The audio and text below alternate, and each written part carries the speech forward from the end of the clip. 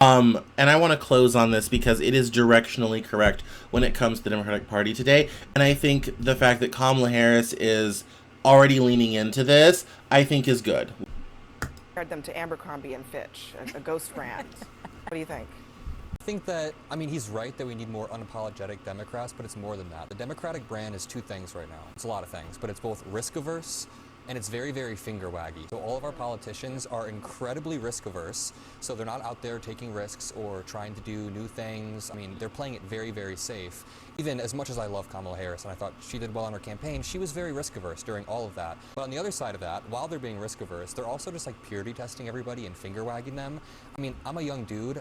I like a little bit of like edge in my politicians. I think most young dudes like an edgy politician, not somebody who's out there being, you know, super scripted and tested and everything. So all this comes together to create an environment where, like, I had a young friend the other day who is pretty liberal say that the Democratic Party feels quote unquote suffocating at times. And I think that's a good way to put it. It's that and academic a lot of times. The simplicity is missing in the message. What bill? He compared them to Abercrombie and Fitch, a ghost.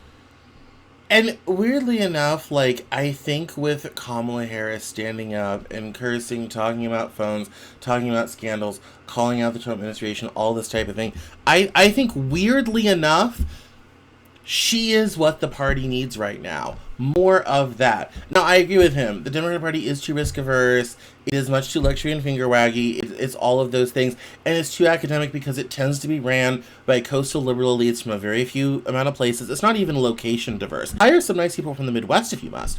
That was the one thing about Tim Walz, that Minnesota energy. But, I mean, the reality of the situation is the Democratic Party brand is very toxic right now. And oddly enough, I feel like this book tour is the beginning of the rehab special. And I think as much as Democratic Party insiders don't like that Kamala Harris kind of called everybody out in her book, that's what the party needs right now. It just does.